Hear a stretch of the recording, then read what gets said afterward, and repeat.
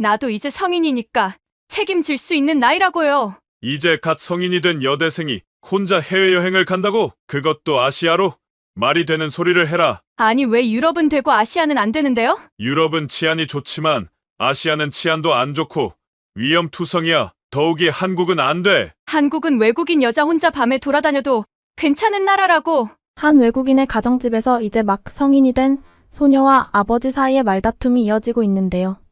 소녀는 한류에 빠져 한국으로 혼자 여행을 떠나겠다고 자신있게 말하고, 아버지는 딸이 걱정돼서 결사반대를 하고 있습니다. 과연 그녀에게는 무슨 일이 있었던 걸까요? 안녕하세요, 감동시작입니다. 저희는 해외 커뮤니티 레딧과 감동시작 공식 이메일로 제보받은 실제 사연을 바탕으로 재구성한 스토리를 전달해드립니다.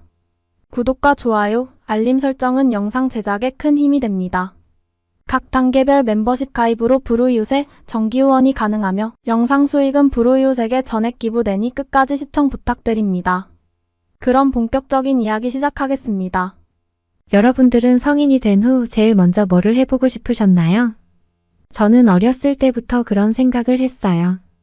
성인이 되면, 그러니까 대학생이 되면 제일 먼저 혼자 여행을, 그것도 해외여행을 하겠다는 생각을 말입니다.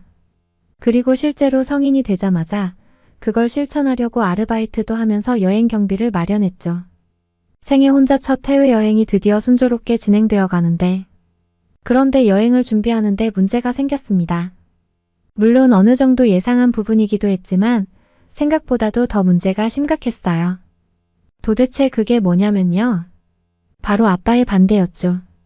엄마는 내가 설득을 잘해서 어느 정도는 수용하셨는데요. 아빠는 완강하셨죠. 결사반대를 하셨어요. 여자가, 더구나 갓 성인이 된 20살 여자가 혼자 해외여행을 가는 건 절대 허락할 수 없다고 했습니다.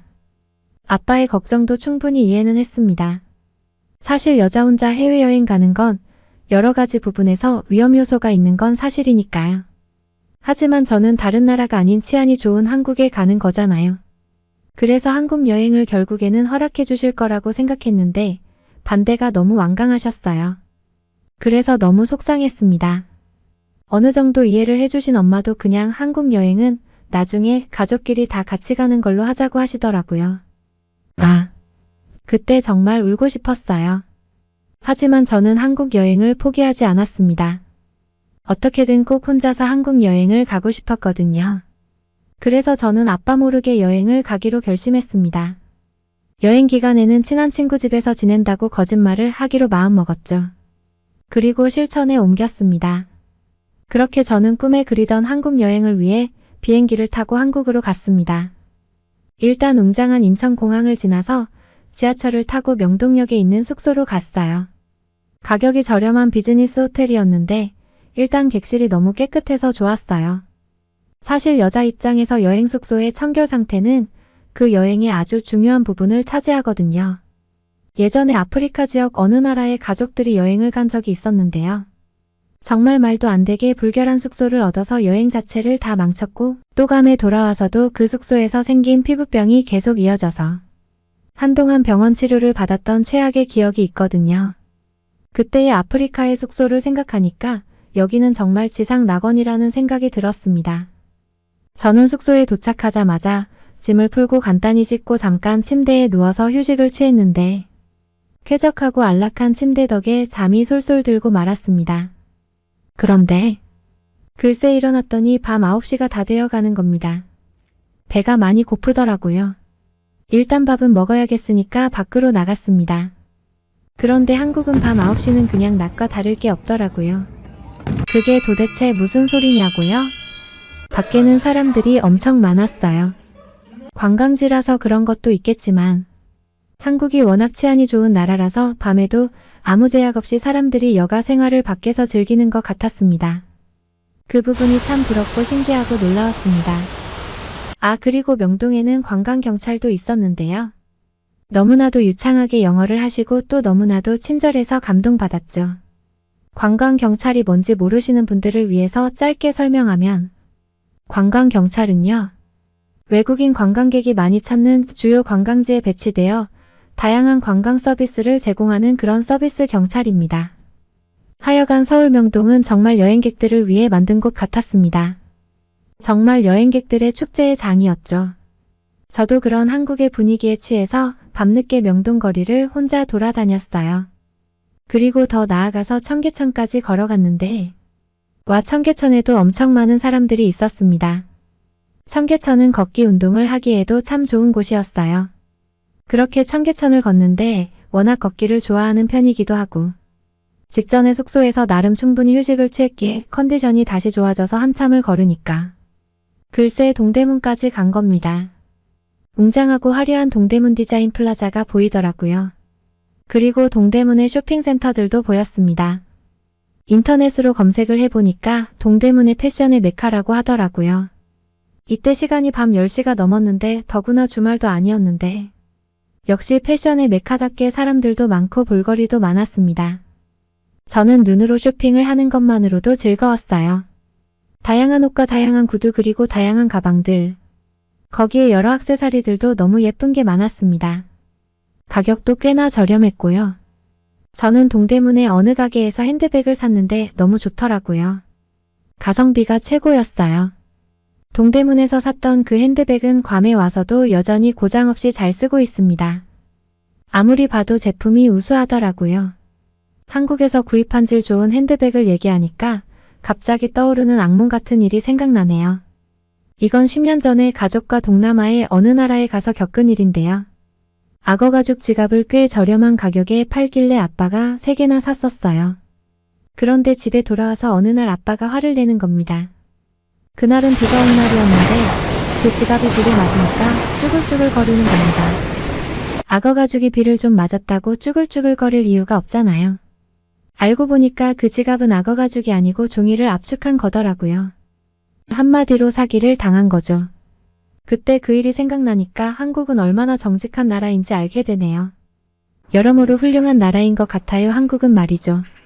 그런데 갑자기 예상치 못한 문제가 생겼어요. 스마트폰의 메신저를 확인하니까 엄마가 연락이 왔는데 아빠가 제가 한국에 간 걸 아셨다는 겁니다. 그리고 잠시 후 영상통화가 걸려왔고 저는 어쩔 수 없이 받았는데 아빠가 정말 너무 화를 많이 내셨어요. 게다가 제가 당시에 밤에 혼자 돌아다니는 걸 확인하고는 더욱더 화를 내셨죠. 저는 제 주변을 보여드렸어요. 이 많은 사람들이 건전하게 밤을 즐기는 모습을요. 그래도 아빠는 화를 내시면서 당장 숙소에 가서 다시 연락하라고 호통을 치셨고 저는 어쩔 수 없어서 동대문역에서 명동역까지 지하철을 타고 숙소로 갔습니다. 숙소로 가자마자 다시 아빠와 영상통화를 했는데 역시나 아빠는 엄청 화가 나신 상태였고 저는 한국은 안전한 나라라고 다시 조곤조곤 설명해 드렸어요. 그래도 제가 밖이 아닌 숙소 안에 들어와 있으니까 화가 조금 누그러지시긴 하셨죠. 아빠와 영상통화를 끊고 좀 우울했습니다. 아빠가 생각보다도 더 화가 많이 나신 걸 보니 기분이 안 좋았습니다. 한국에 온 걸 절대 걸리지 않을 줄 알았는데 오자마자 바로 걸렸네요. 저는 그때 결심했죠. 여기 한국에 있으면서 한국이 얼마나 안전한 나라인지 아빠에게 보여주자고. 제가 유튜브 채널을 취미 삼아 운영하는데요. 그냥 제 일상을 보여주는 영상을 올리는 채널입니다. 동영상은 20개 정도 있고 구독자는 아직 300명이 조금 안 돼요. 하여간 그렇게 영상을 찍어서 올리려고 마음을 먹고 나서 푹 자려고 누웠는데 엄마한테 메시지가 오는 겁니다. 엄마가 이런 질문을 하더라고요. 정말 한국 치안이 좋냐고? 어린 외국인 여자 혼자 밖에 다녀도 안전한 거냐고. 그렇게 물어보길래 저는 직전에 명동과 청계천 그리고 동대문 밤거리를 돌아다닌 영상과 사진을 엄마한테 전송했습니다. 그러면서 지금 보낸 영상과 사진을 아빠한테도 보여주라고 했어요. 하여간 그렇게 저는 첫날 잠이 들었습니다. 그리고 다음날 아침 비즈니스 호텔 조식이 이렇게 훌륭하다니 또 놀랐습니다. 물론 5성급 호텔 조식처럼 많은 음식이 있는 건 아니었지만 정성껏 준비한 조식은 가성비가 아주 뛰어났습니다. 아침을 든든히 먹고 저는 대표 관광지 이외에도 서울의 구석구석을 돌아다녔습니다. 제가 워낙 걷는 걸 좋아해서 힘들어하지 않고 재미있게 돌아다녔어요.